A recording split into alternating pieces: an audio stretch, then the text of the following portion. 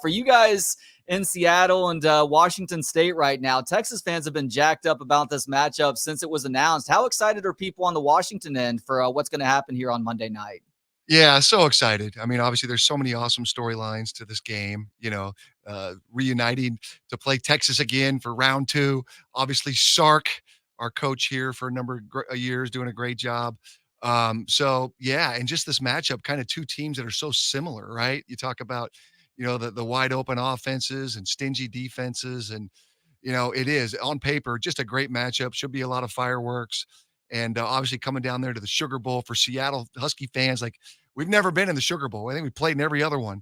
So this will be a lot of fun to come down there to Louisiana and take on the Longhorns again, and actually have quite a bit of confidence. I know we're underdogs, but kind of the way the game went last year, I know you were missing a lot of players there. I think there's a lot of Husky fans feeling really good about their chances next Monday. Yeah, Damon, I want to ask you, because this is Texas's first trip in the college football playoff, but Washington has been here before. Back in 2016, they were a 4 seed and lost to Alabama in the semifinal, but the confidence has to be a lot different, right? Like this feels like a Washington team that has a legitimate shot to win a national championship, where to me, it kind of felt like, it was just a big deal for UW to get there. Is it that much of a difference for you, just kind of watching that team and watching this team? For sure. That team, in 2016 was a good football team. Don't get me wrong. So many of those guys still playing on Sunday. But, we did get beat at home that year to USC. So we were a one-loss team. And then going down there to play Alabama, who, every year seems like they were in the CFP. We're playing in the Peach Bowl in Atlanta, Southeastern Conference territory. So it was kind of like, yeah, it was kind of cool to get here, dogs. And, we were the 4 seed. And, obviously this go around, we're the 2 seed. We're undefeated, just such a better, more complete football team, I think, top to bottom. I'd say that 2016 team maybe had a little bit better defense, with guys like Vita Vea, Buda Baker. But this defense has really come on, especially the second half of the season. And obviously this offense is just so much more talented with the fireworks, with all the receivers and Michael Penix and company. So, yeah, I think there definitely is a lot more confidence here coming into the CFP, 6 years, 7 years later. As somebody who played the position, you set records at Washington. You had a 15-12 career record as a starter at the NFL level as well, and you're 8 years in the league. What do you love about watching Penix play that position? Yeah, I think when we got him, we kind of thought, we're getting this amazing athlete. You saw the highlights where, I think they beat, was it Ohio State, on that run for the touchdown, sticking the ball out, and you saw him just running all over the field, making plays. And so we thought we're kind of getting that kind of a quarterback. And really, yeah, it's kind of been the opposite. I mean, he's been this guy that just sits in the pocket like a pro, has incredible anticipation skills and downfield accuracy. And he stayed healthy, for 2 years, which was what was hard for him to do while he was in Indiana. So, been a real pleasure to watch him, play the position better than anybody that we've ever had here at the University of Washington. If I'm being honest, we've had a lot of great quarterbacks over the years, from Warren Moon to Jake Locker, but this kid is coming here in 2 short years and rewritten the record books and taken to the Huskies to heights we've never seen before. Should he win these last 2? Do you think Michael Penix has an NFL future, Damon? I mean, it feels like the experts, the mock drafters out there are kind of throwing him around rounds 1, 2, and 3. Do you feel like he's got the skill set to be successful on Sundays? Absolutely. I mean, you'll see it, up close, just the way he can spin a football, his arm strength. And then really if you're down there field level, just that anticipation. And really at the end of the day, in the NFL, it's about accuracy and decision-making. And, I mean, he's been doing an incredible job with that. Add in his athleticism when he needs it. I think, after 6 years of playing college football, he's learned, when to run it, when to get down, and just become a really smart, complete quarterback that really bodes well for his NFL future. As much as is made about the Washington passing attack, and look, they had a Heisman finalist at QB, the Biletnikoff winner as well. I feel like people are sleeping a little bit on what Washington's run game has meant to this offense in the second half of the season. Just what have Dillon Johnson and the Washington rushing attack meant to this team remaining undefeated to this point in the year? Trey, great point. And I think it's probably the reason where you can sit here and say, I think these Huskies have a legitimate chance to win this whole thing. Having that balance now on offense. We were fireworks and throwing for 500 yards a game. But and in 22, the weather was like perfect. We had this summer that went all the way to like almost Thanksgiving in the Great Northwest. It was strange. This year, a little bit different. Mother Nature kind of did her thing, and we were forced to play in some really, difficult games from from a weather perspective with the wind and the rain and all that stuff. And you better have a good running game in November in Seattle. The great Husky teams always did, and this one does now too. So that's been just a pleasant surprise. And then where it also comes into play is, you get down there in the red zone. And it's tough. Those windows close really fast in the passing game. And the best red zone teams are able to run that football, especially when they get inside the 5-yard line. And this Husky offense has been able to do that. So, yeah, I think Dylan Johnson, this Husky offensive line, has added an element, to this team that really gives them a legitimate chance to win a national championship. Former Washington and NFL quarterback Damon Huard is joining us now on YouTube and on the Texas Sports Unfiltered app. How good is this offensive line, Damon? You talked about them a moment ago. I mean, look, they just won the Joe Moore Award last week, so clearly they're good. But, I mean, Texas's defensive line has been one of, if not the best in all of college football this year. Is that a matchup that Washington fans expect to win when we get to Monday night? Well, I think we're pretty confident in, like, pass protection. But there's no doubt, that front seven, that, run defense for Texas is going to be a great challenge. It'll be the best front seven, that we have faced all season. So, yeah, we got our hands full with some of those Longhorns up front, and we know that. I think our tackles are both Sunday guys for sure. Like I said, I feel pretty good about pass protection. Knowing Pete Kwiatkowski the way I do, not a big pressure guy. As far as blitzing, I don't think he's going to want to do that against a veteran quarterback that, will pick up on that and spit the ball out. But, what I do know about Pete is he makes you earn it. And you go back, you watch that game a year ago, other than the kind of gimmick play we had early in the game, we were not able to kind of hit those home run shots, that you'll see, watching Husky highlights all season. And that's because PK is so sound with his guys. They're where they're supposed to be when they're supposed to be there. And they really make you as an offense earn it. And we know that. And but those trenches, it is going to be probably the one thing that for me, I really am curious in watching. PK obviously meant so much to that Washington program, not only an exceptional play caller and designer, but also just a great human being as well. And somebody that gets along really well with others too. Do you have a favorite PK memory from his time with the Huskies?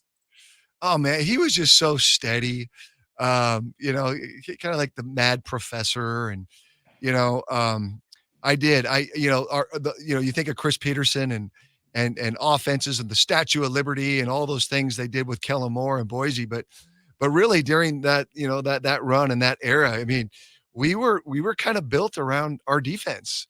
And PK was the professor, the mad scientist who put it all together. We had some great players, but like I said earlier, he just does a great job, fundamentally.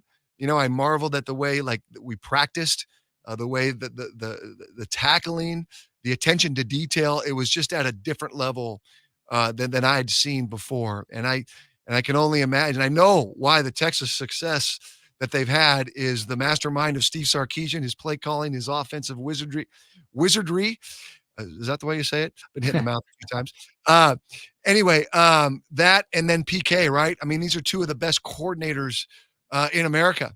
And you put them together and you're going to have a 12-1 season and find yourselves right here in the CFP along with the Huskies. You mentioned that the Washington defense has really steadied the ship this year. The overall season numbers aren't great necessarily, but how have they improved in the second half to give that side of the ball much more of a chance, play in and play out? They've just been amazingly clutch. Okay. When we've needed them to step up, whether it was on 4th down, like 3 times in the first matchup with Oregon, whether it was a game where it was blowing 35 miles an hour and Michael Penix was sick and the offense couldn't score a touchdown and it looked like we were about to go down to the Sun Devils, we get a 90-yard pick 6 return.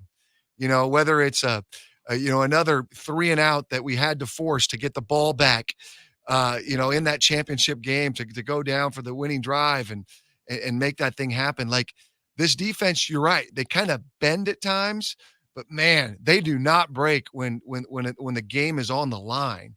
And just been so fun watching them. I think they're healthier than they've been all season. Thule, our big D tackle in the middle, was kind of dealing with a knee all year. You really saw down the stretch what he meant to that defensive line when he was in there. And then in the championship game against Oregon, we had two of our safeties back that had really been out for, a couple months. So, yeah, the numbers maybe not perfect, but you break it down and you watch how clutch they've been on third down, on fourth down, and in the red zone.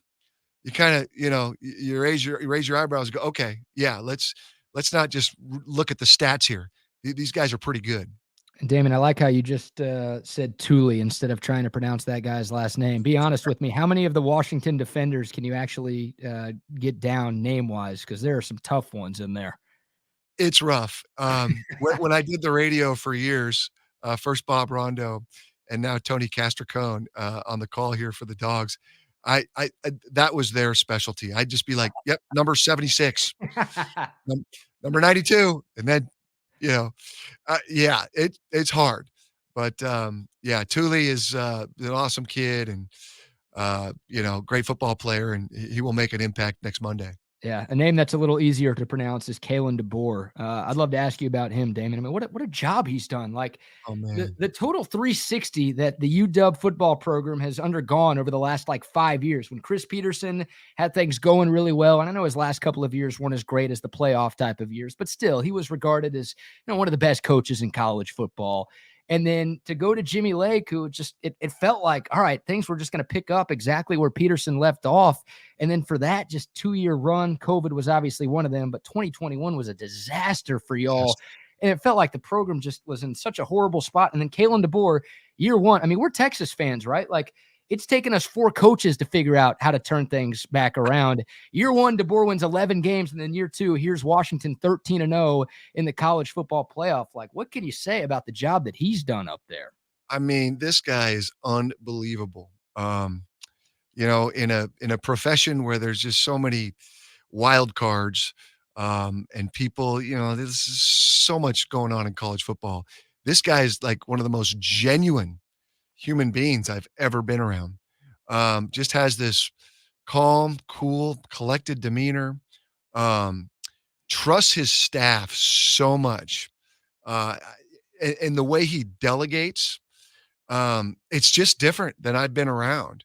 And you see that in the way it's carried over to his team, kind of the way they play. No moment is too big. They're always just calm, cool, collected. They play their heart out. We have 9 guys in this program that have been at the University of Washington for 6 years, through Coach Pete, through the mess of Jimmy Lake, and now here with Kalen DeBoer. And I think a lot of those guys after the 21 season wanted to jump ship. But no, this guy's come in here, just kind of brought everybody together and just led in a way during a time so differently. And everyone's bought in. And character always wins. I don't care what level. This is a man of high character. And then when recruiting or bringing kids in from the transfer portal, you would just want your son to play for this man. And we just got all these character kids that have bought in to a guy that, like I said, is beyond genuine. And then obviously just a winner, just flat out wins. You go back to, I don't care what level. All this guy does is win, and winning is contagious. And when you think you're going to do it, no matter what the circumstance, at whatever's going on in this game, because you can look to that sideline, to that man in charge who steers the ship. It's why we're 13-0 and on our way to maybe 15. Is it a safe observation to say that he has a very stoic leadership style? And that's not to say he doesn't experience emotion, because that's natural as humans, but he doesn't let his emotions dictate his next decision that he has to make. For sure. I mean, I think when you just look at him on the sideline, I mean, all that's missing is the Tom Landry fedora, right? I mean, this dude is as stoic as it gets. Sure, he gets excited about maybe a bad call or something. You've seen that. You've seen him in the locker room celebrating with the guys, but this is just his personality. This is, this Midwest guy who's you paid his dues beyond paying dues and grown up in a system. and that just gets it. And nothing's too big, too small.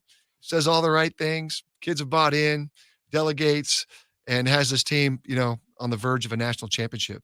BK, I wanted to ask a couple of general questions. Do you have any other questions specific to this game before I do that? Yeah, one more Sugar Bowl related question, Damon. What changed for Washington? Wins or wins? You guys are here because you went 13-0, but before the first Oregon game, it was beat down after beat down after beat down. And then I think the largest margin of victory for Washington in the second half of the season was like 10 Yeah, against USC. yeah, So look, you take the wins, and hey, I think you'll probably argue that it's good to be able to win in blowouts and win in close games, right? Because it feels like the playoff games are going to be close. But yeah. what kind of went wrong for Washington in the second half to why they just weren't dominating teams the way that they did in the first half? Well, there's no doubt, right? Like the schedule got pretty tough. And I know this Pac-12 does not get a lot of respect on the national level. And certainly there's not going to be a Pac-12 anymore. Yeah. Uh, so, you can kind of get that. But when I tell you that Oregon State, Oregon, at USC, Caleb Williams, I know one of the worst defenses, of all time in this conference. But, we played some really good football teams. We did have some injuries like everybody has down the stretch. And you can pick that all you want, but I could come on here and say, well, what happened with you guys against Houston and TCU and why was the Kansas State like you have these games when you're not your best, and the great teams find a way to win. And I think, as the season progressed and, then there's the rivalry games, the Apple Cup, the Cougs came in here. And I mean, there was so much that, believe me, they think we've ruined their world. And in some ways, with the demise of the Pac-12, it has. So they came in here and just played their hearts out.